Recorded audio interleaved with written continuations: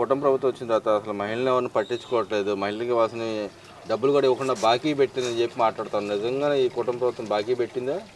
లేదండి, బాకీ పెట్టడం ఏంటండి?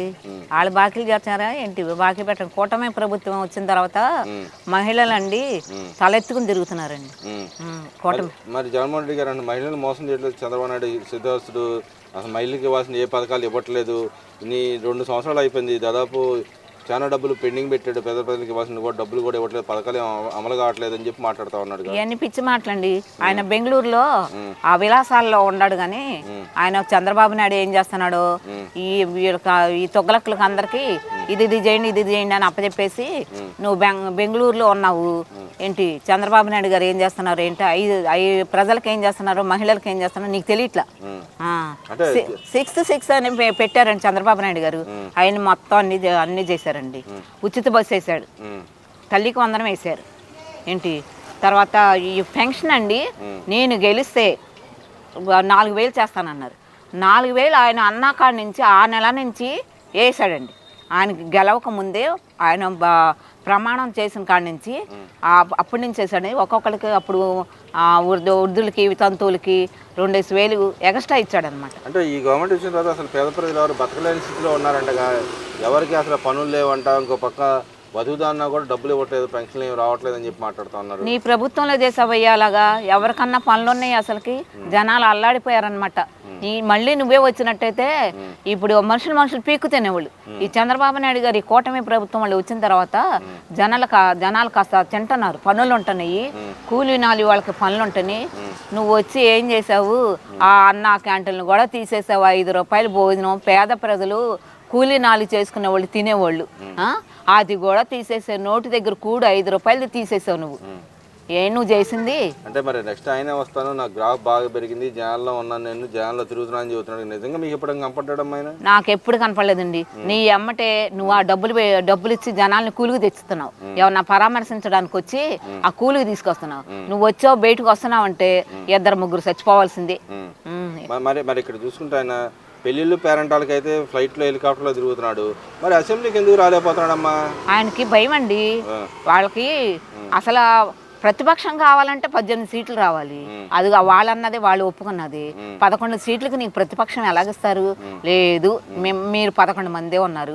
11 మందిలో 11 నియోజకవర్గాల్లో గెలిచారు కదా, వాళ్ళ కోసం ఆ ప్రజల కోసం మీరు వచ్చి మా నియోజకవర్గానికి ఇలా కావాలని ఎవరన్నా ఒక్కళ్ళన్నీ వచ్చి అడుగుతున్నారా? మీ 11 ఎమ్మెల్యేలు వాళ్ళు ఉన్న వాళ్ళు కూడా ఉసూరుమంటున్నారు, ఎందుకేసావరా బాబు ఇలా కోట్లని. అంటే ఇక్కడ ఆయన నియోజకవర్గం ప్రజా దర్బార్ నిర్వహించాడు, మరి వాళ్ళ ఎమ్మెల్యేలు నిర్వహించలేపారు అంటారు ప్రజా దర్బారు? ఎవరు? జగన్మోహన్ రెడ్డి గారు ఆయన నియోజకవర్గం ప్రజా దర్బార్ నిర్వహించాడు. ఆయన నిర్వహించాడండి. ఏదో వీళ్ళు చేస్తున్నారు ప్రజా దర్బారు, మేము చేయాలని చేస్తున్నారు కానీ ఆ ప్రజా దర్బార్ దేనికి పెట్టావు? నువ్వేదో షోయింగ్ పెట్టావు. అది ఎవరికి న్యాయం చేస్తున్నావు? ప్రజా దర్బార్లో ఏం చేస్తున్నావు నువ్వు అసలు? అంబటి రాంబాబు గారు మాట్లాడుతూ ఉన్నాడు, చంద్రబాబు నాయుడు గారు అటు లోకేష్ గారు నా ఇంటి మీద దాడి చేశారు, వాళ్ళు బెయిల్ ఇచ్చి స్టేషన్ బెయిల్ ఇచ్చి పంపించేశారు, నా మీద దాడి చేసిన మూల్యం చెల్లించుకోక తప్పదని చెప్పి మాట్లాడుతున్నాడు. దాన్ని ఎలా చూడొచ్చు? అంబటి రాంబాబు గారు అసలు నిజంగా మాట్లాడితే మీరు చేసిన ఆగడాలు, మీరు చేసిన వ్యవహారాలు ఇంత అంత అండి. ఏం చేశారు? ఎందుకు ఆయన ఎందుకు వస్తాడు మీ మీదకి? మీరు చేసే కుట్రాలు చేసి నువ్వు కారులో నుంచే ఉండి ఇలాంటి మాటలు మాట్లాడావు, సవాళ్ళు ఇసిరావు. నువ్వు కావాలని రెచ్చగొడుతున్నారు మీరు. ఎంత రెచ్చగొట్టినా కానీ ఆయనకి 72 ఏళ్ళండి. ఆయన అనుభవంతో ఉన్నాడు, నెమ్మదస్తుడు. ఆయన మీకు లాంటోడు అయినట్టయితే ఈ పాటికి మీరు ఎవరొక్కళ్ళు కూడా మిగిలేవాళ్ళు కాదు. మరి ఇక్కడ ఇంకో మాట కూడా మాట్లాడుతున్నాడు, రెడ్ బుక్ లేదు, పిచ్చి బుక్ లేదు అంటారు. పిచ్చి బుక్ మీరు ఎప్పుడైనా విన్నారా? ఆయన చెబుతున్న పిచ్చి బుక్ ఎక్కడ? వాళ్ళు పెట్టారండి, వైసీపీ వాళ్ళు పెట్టుకున్నారు. వాళ్ళందరూ పిచ్చోళ్ళు కదా, అందుకని పిచ్చి బుక్ అంటున్నారు. రెడ్ బుక్ అంటే ఎవరెవరు ఏం చేసిందని లోకేష్ గారు పెట్టిన మాట వాస్తవం. ఈ రెడ్ బుక్లు ఎక్కారు మీరు అందరూ, అందుకోసమని చెప్పి రెడ్ బుక్ పిచ్చి బుక్ అంటే పిచ్చి బుక్లు మీరు కదా, అందుకని పిచ్చోళ్ళు కాబట్టి ఒక 11 మంది చేరిపోయారు. మీరందరూ పిచ్చవారాలు పిచ్చయాశాలు అన్నీ వేశారు. ఆ పిచ్చి బుక్ ఏదో మీ దగ్గరే ఉంది. అంటే మరి ఆ పిచ్చి బుక్లు ఎవరి పేర్లు ఉన్నాయంటారు? ఆ పిచ్చి బుక్లరా వాళ్ళు అసలు ఎవరి పేర్లు రాసుకున్నా వాళ్ళ పేర్లే రాసుకుని ఉంటారండి, ఎదొట్టాళ్ళ పేర్లు కాదు. ఆ పిచ్చే వరాలు చేస్తున్నారు కదా, వాళ్ళకి ఏమి రాయాలో తెలియక అందుకని మేము పిచ్చి బుక్ అని ఈ లోకేష్ గారు రెడ్డి బుక్ అన్నారు కదా, మేము కూడా ఒక బుక్ పెట్టాలి అని అన్నట్టుగా పెట్టారు. అది వాళ్ళు ఏ పనుకోకుండా ఇటు తిప్పుతున్నారు పిచ్చి బుక్ రెడ్ బుక్ అని. మరి ఒక పక్కన మళ్ళీ ఆ నాయకుడి కోసం మెడిసిన్స్ కోసమైనా ఇంగ్లాండ్ చుట్టూ తిరుగుతూ ఉంటారు కాబట్టి ఆ నాయకుడు ఏ మెడిసిన్స్ తెచ్చుకున్నాడు రాసుకుంటున్నారు ఆ బుక్లో. ఎవరు రాసుకుంటారేమో మనకేమో రాసుకుంటారు, ఆ పిచ్చి బుక్లో రాస్తారు మెడిసిన్స్ వాళ్ళు చేసేవన్నీ ఏమేం చేస్తారు ఏమేం చేయాలి అని ఆ పిచ్చి బుక్లోనే రాసుకుంటా ఉంటారు. ఇంకేం పని ఉంది, ప్రజలను పాలించడం రాదు, ప్రజలకు న్యాయం చేయటం రాదు, ఈ పిచ్చి బుక్లు తెచ్చుకొని పిచ్చి బుక్లో రాసుకుంటారు. మరి ఇక్కడ ఆయన తిరుగుతూ ఉన్నాడు, అన్ని ప్రాంతాలు తిరుగుతూ ఉన్నాడు, మరి నెంబర్ 2 స్థానం కోసం ప్రయత్నం చేస్తున్నాడు అంటారు వైసీపీలో ఆయన. ఎవరు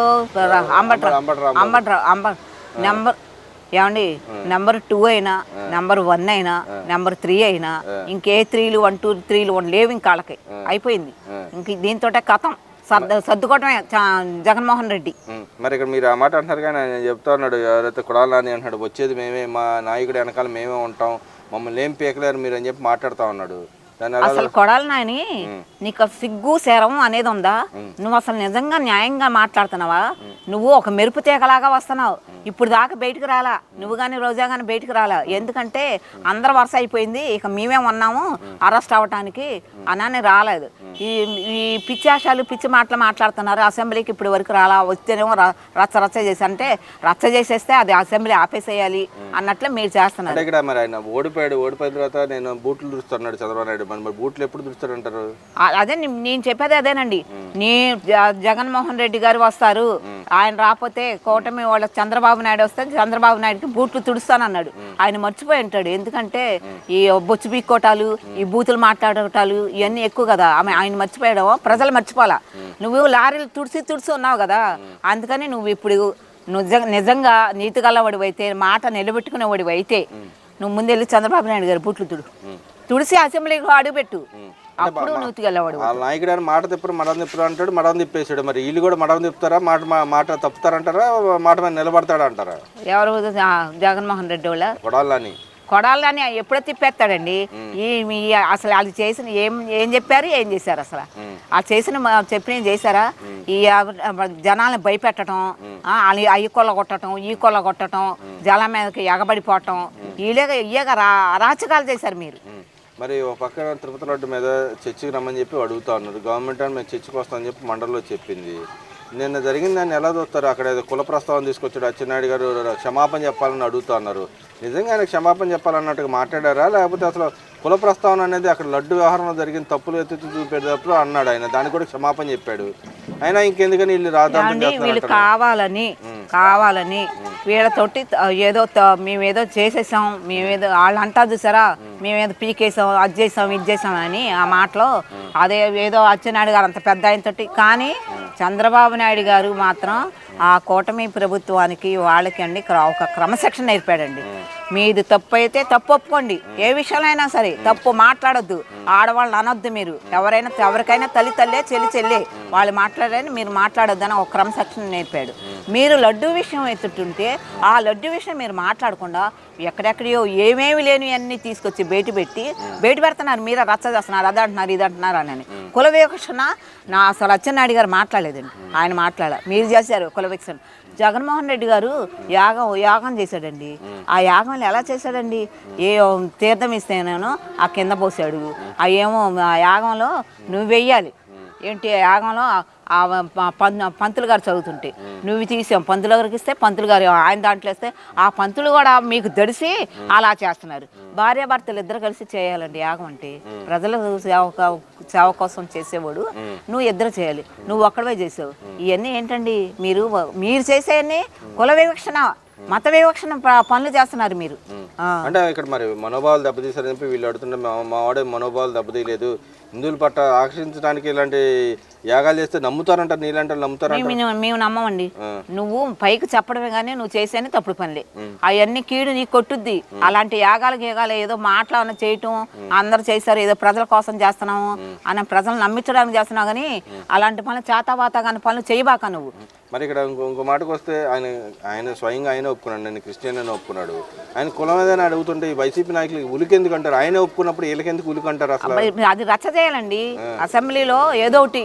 అసలు వాళ్ళు ఏం మాట్లాడుతున్నారు వాళ్ళకే తెలియట్లా.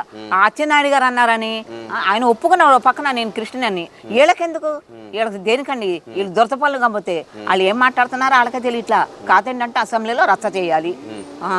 మరి ఇంకో పక్కన కమిషన్ వచ్చింది, అయితే తిరుపతి రోడ్డు మీద మళ్ళీ ఎంక్వైరీ చేస్తుంది ఒక కమిషన్, గవర్నమెంట్ వేసింది కమిషన్. నిజంగా వస్తారంటారు, వెనకాల ఎవరున్నారు బయటపడతారంటారా కనీసం? గ్యారెంటీ అండి. ఏమండి ఇప్పటికే 3 వంతులు వచ్చేసిందండి, వాళ్ళే చేశారని 3 వంతులు వచ్చేసింది.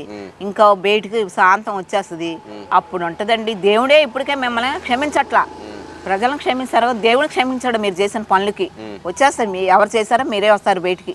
మరి అంటే ఇప్పుడు వాళ్ళు అంటున్నారు అసలు మేం చేయలేదు, ఈ గవర్నమెంటే చేసిందని చెప్పి వీళ్ళ మీద పదే మాట్లాడుతున్నారు. దానికి ప్రూఫ్లు ఏంటంటే మరి తీసుకురాలని పరిస్థితి. లోకేష్ గారు కూడా అడుగుతా ఉన్నాడు, ప్రూఫ్లు తీసుకొచ్చి పెట్టండి, వేగంగా మాట్లాడితే కుదరదు, అసెంబ్లీ ప్రజల ముందు పెట్టాలని చెప్పి అడుగుతున్నారు. మరి వీళ్ళకి వాళ్ళ దమ్ము ఉండి మరి మాట్లాడగలరా, లేకపోతే వీళ్ళు పారిపోతున్నారు వాళ్ళు చెబుతున్నారు, ఏది నిజం అంటారు అసలు? ఇక్కడ లోకేష్ గారు చేశారు, వీళ్ళు చేశారు అంటున్నారండి. ఇప్పుడు వాళ్ళు అన్నట్లుగా మీరు తీసుకురండి, మీరు తీసుకొస్తే మీరు ప్రజలు ఒప్పుకోరు.